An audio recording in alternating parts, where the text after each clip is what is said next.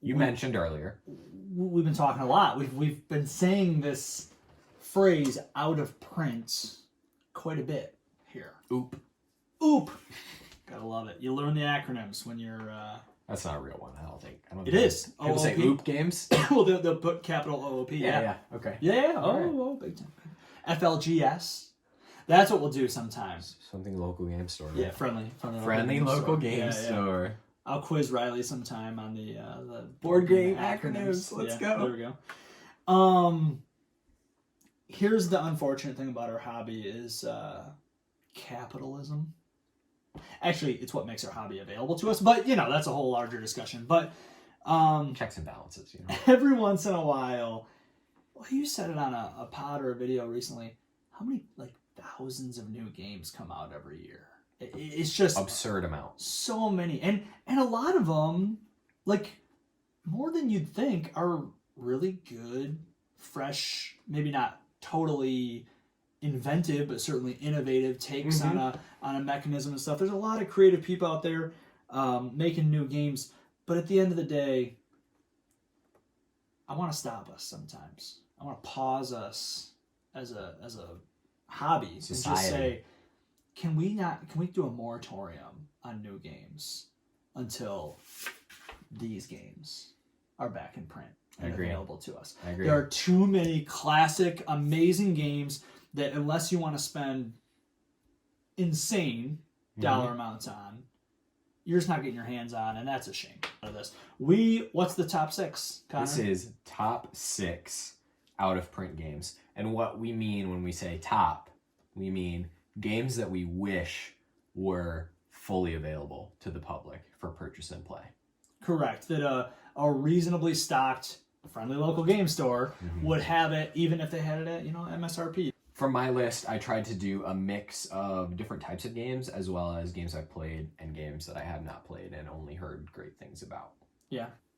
I'm going to jump in with number 6. Do it. A game that might be on both of our lists. A game that is near I'll and never dear. Tell. You will tell in 5 minutes. Sure. A game that is near and dear to Rodney and I's board gaming friendship that he recently gave back to someone. And this is Reiner Knizia's Samurai. There's not much else to be said about it. We've talked about it on the podcast before. An abstract tile. It's not a tile placement, but you play certain tiles available to you to place. Not tile placement in the way of like Subterra where we're building on a map or something. Yeah. But yeah. More tile placement in the way of Yellow and Yangtze, actually, where you play something that gets you some benefit. Abstract game. Get the most of each of 3 types of totems. It's been out of print. It first came out in 1998, I think. That sounds right. Yeah. In the 90s. And it hasn't been reprinted since then. No, it has. Okay. One reprint. Fantasy Flight did a reprint of a bunch of Reiner games. That's like the most... It's really hard to find. Yeah. Too hard to find. It's too good of a game, and also, we're not talking about something with 1,000 miniatures and stuff. Just make the game. You're almost cursed. Yeah! Family show. Number 6, Samurai. All right. My number 6. This one's a little bit harder because it's not so much that it's out of print. It's that this is a company, I don't even know the company off the top of my head, that it's sort of their MO to just do their games on Kickstarter, and that's the only time you'll ever see them. Oh. They are probably more famous, whoever they are, we'll add it in post. We'll just do your voiceover of saying the name of the company. Okay. They're more famous for a game called Kingdom Death Monster, which could also fit into this. The game's called Townsfolk Tussle. Never heard of that. Never heard of this? Okay. So it's a big, miniatures and stuff like that, but a big kind of skirmish game. What's cool about it is almost like Cuphead, it's in this 1930s style cartoony thing, and you're these cartoon characters of a town that needs to get the ruffians, I think is what they're called, out of town. Wow. And it looks really charming, a little bit macabre, a little dark kind of, but so it just hits something for me, and I had backed it and I pulled out at the last minute. Regrets. And it's just kind of man, just let me have it. but no one will. Just give it to me. Yeah, and people will resell it at a markup, but I wish I could get my hands on it. That's my number Townsfolk 6. Tussle. Yeah. Number 5 for me, I already, sort of gave away some of the list here, but number 5, game I've already played, game that we have played together at our boss's house, Santiago. Ooh. I love this game. This is a real diamond in the rough, that one. Tile placement, negotiation-esque auction sort of game. Such a simple mechanism. You're literally placing tiles, and your whole goal is to make sure they get watered so that they produce crops and score the most points, basically, for having the biggest chain. Perfect information, right? Perfect information. I guess you don't know exactly how much money people have. I think in the rule book, it does say that that's all info that you can ask, and someone has to tell you how much money they have. But you know, like, okay, if I do that, that's going to water their thing too. So you got a lot of negotiation. Yes. That's like not a spoken mechanic, but it's inherent to it. You just are going to negotiate. And usually, that's a great game. Usually, everyone's field will get watered but one person's because it's in these quadrants. And if you're playing a full 5-player game, not everyone's can get watered every time. Yeah. So these clear alliances sort of form, make the most money, be the most successful farmer. Seems very bland on the outside and is so fun. It does. When I saw the box the first time, so I played it twice. Mm-hmm. The first time I played it, I was kind of like, oh, okay, we'll play a top 1,000 for Barry, and then loved it. Yeah. Like, it just, again, those games from like the early 2000s and stuff, don't sleep on them just because they look a little ugly, I guess, or just bland, just not, popping off the... Mm-hmm. Great game. Nice. My number 5 is a game I've played, but a version I haven't. It's Container, the Jumbo Edition. Yeah. Okay? I think this was a 10th anniversary edition, which means they're not going to... maybe they'll do it again at 15 years or something. I don't know, but... don't know how much it cost when they came up with the idea, but I know buying it in the secondary market is $250 is like around what people are asking.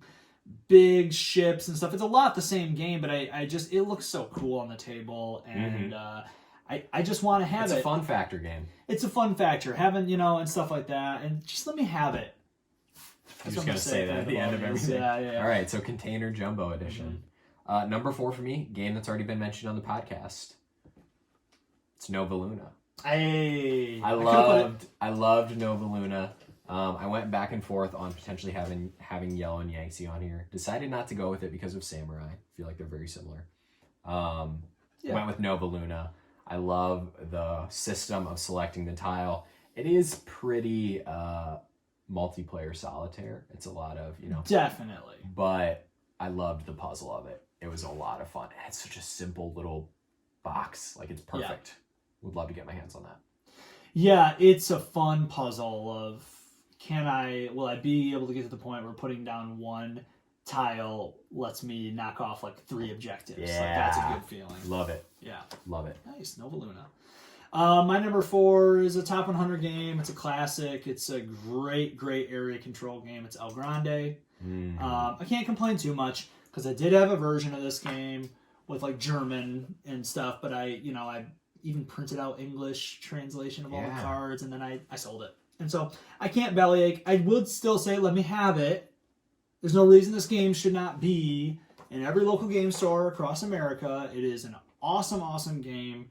So just stop it is what I would say. Just stop it. Number 4, El Grande. That almost made my list. I don't know enough about it to put it on my list.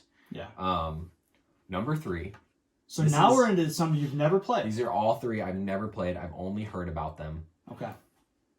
Very intrigued by all 3 of them for different reasons. Number 3 is a game I don't know if you know about, but I think that you'd be very, very, very interested in trying to acquire this game, potentially. Mainly for the IP of it. This is Lord of the Rings, The Confrontation. Do you know of this game? I do.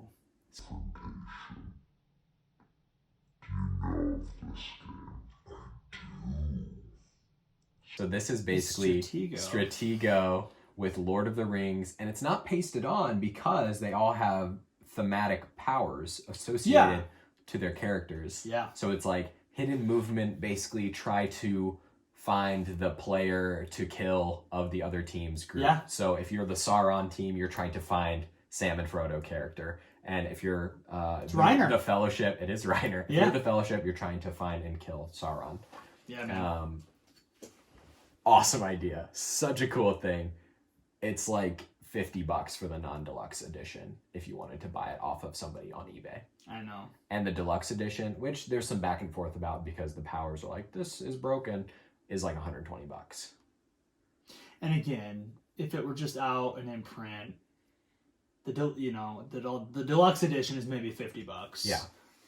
The non is like $19.99 or something. Yeah. It's like because it is Stratego. It's it's a streamlined, basically Walmart, Target, sort of grocery store Target game. for sure. I can see it with the big Target exclusive sticker on it, and But it's not available, and that is a shame. Say it. Give me it. Yeah. Thank you. Nice. Lord of the Rings Confrontation. I know it. Yeah, I do know it. Okay. Not on your list though. My number 3, is Glory to Rome. It's This is a game that I think is overrated.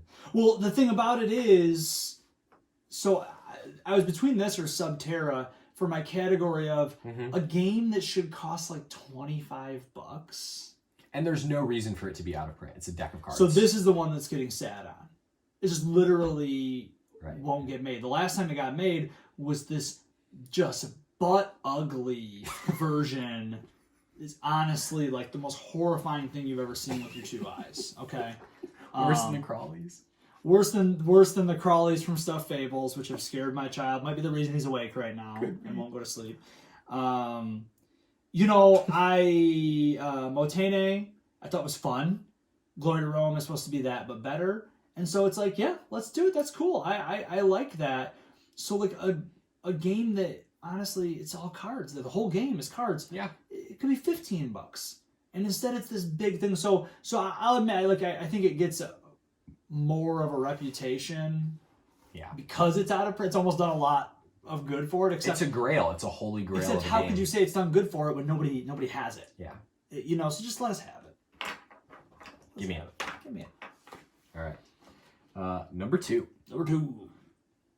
Potentially the first appearance of this designer on the podcast, which there's not that many episodes, so take that with a grain of salt. Yeah. What does that even mean? Friedman Friesa's Fast Sloths. Do you know about this game? I know. I've seen the box. This is a game that I will kick myself now forever because there was a copy of it. Like even in eternity, like the afterlife. I can't know that for sure. Only God knows. It was available in the consignment section at Out of the Box for like $30. I'm gonna say that about my number 1. I should have bought it. I only didn't buy it because I don't know. Maybe I was having financial reservations at the time. Fast Sloths. This is probably everywhere. I'll get it later on. As Fast Sloths are, they're everywhere. This is a pick up and deliver, pretty wacky kind of animal themed game.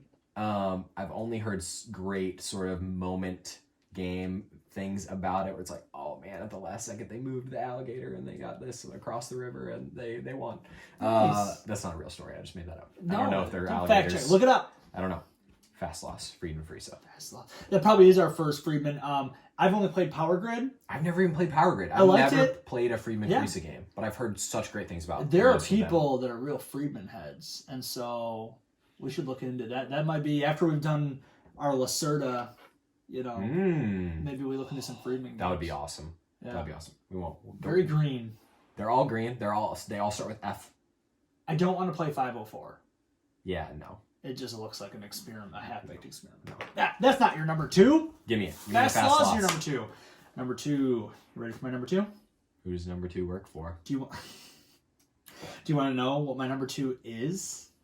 Because I'll tell you, Connor, that my number 2 is another surprise top 6. I've got my top 6 Reiner Knizia games, all taking up my number 2 slot. I'm going to go through them as fast as I can. This is number stupid. 1, Lord of the Rings Confrontation. Oh. Number 5, or 6. Number 5, sorry. 2.6, Lord of the Rings Confrontation. 2.5, Medici. wildly underrated auction game. Super good. Had it, got rid of it because I'm a dummy. Number 3. There's actually, that's going to be able to be said about a few of these. Through the Desert. Love that game. Kind of has some Go feel to it. Is supposed to come back into print soon. So is Samurai at some point, which is my number 3, 2.3. 2.2 is Tigris and Euphrates. I think it'd be super, super awesome, as we talked about that day, to see like a, the Bakelite, plastic or acrylic tiles or something. Really make it pretty. And my number 1's Yellow and Yangtze, because I just thought, wow, this is really awesome. I want to explore this game. So there is my top 6 section. A top 6 inside a top 6. Where's your brain right now? I'm mad. Leaking out of your ears? I can't believe you've done this. You've made a top 11. You've made a top 11. Listen. The surprise should have just been that they were all Reiner Knizia games. Because that's what you wanted to do anyways. It's not my number 1. I know. Because you cheated. Oh. I would say, legitimately. We're all just having fun here. Come on. You cheated. I'm mad. Cheated? I'll get over it. We don't even put this to a vote. We don't have America vote on it. If so, I would disqualify myself. I would have gladly... We took an oath. that we would only do 6. I would gladly disqualify myself from any vote or competition with you to have been able to sneak the secret top 6 into my top 6. All right. Well, still, how dare you? Number 1 for me, so I can just move past this horrific betrayal. Wow. Is feel good about that. A negotiation style game similar to Chinatown, but it did it first, where you can negotiate and trade anything. This is Genoa, or also known as the Traders of Genoa or Merchants of Genoa. Oh. So this one is interesting because you can purchase this on Amazon. It was last printed in 2001. Okay. So the copy that you will buy is potentially 20 years old. And it's $60. It just needs a reprint. It's a great game. Yeah. It's a negotiation. Work it out amongst yourselves. Bid this, take that. I want to play it so bad. And part of the reason I'm not saying more about it is because I don't know enough about it, because it is so hard to find. That was the one game in the Gen Con library that they didn't have that I wanted to play. Oh, okay. So right before dinner, when we were kind of snooping around, is that where you were sniffing? Yeah. Sniffing for some Genoa. There you go. Not salami. That one, I couldn't have guessed that one. Yeah. Could not have guessed that. My number 1 out of 11. Yep.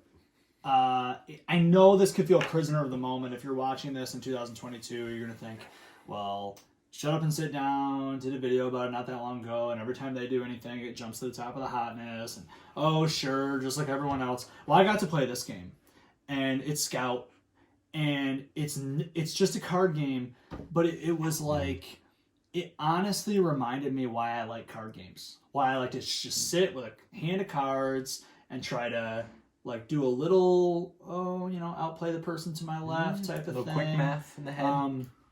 It's not a whole lot, but I love games where it's like, you put this down and someone only plays on it if they can play a larger run or a bigger set. Or, I did 3 6s. Oh, someone could put 3 8s on it. Yeah. And if they can't do that, it's going to pass back around to you. I like that style. The cards are double-sided, right? Yeah. So you have the chance to flip your hand over. Right. Yeah, and you don't get to move your hand. Just all those little quirks of a card game. And it was so cool. And it should be, $12. Yeah. I'm bummed I didn't play it. Yeah, I know. Connor went to get lunch, and we were actually learning it to play with him, and then this other couple taught us the game, which was cool because they really loved it. But we were about halfway through. But you got to see it a little bit. I loved just watching you guys play. It looked like a lot of fun. Yeah. So maybe this is prisoner of the moment. That's what I'm saying. Maybe 2 months from now, I would do this list again and be like, Scout. Yeah, but I don't think so. I really want to get that in my collection, and that's one I could take and show. We do who'd play that, and I always say no to my family. Anybody. Maybe my family would play that. Ooh. I think they would. Enticing. I think they would. So that's my top 6. That's your top. That's my top 11. Your top 6. And that's it. That was we went to Grand Con. We got to play a bunch of out of print games. But give them to us. Yeah. Why Give me 'em. these ideas are Why out not? there?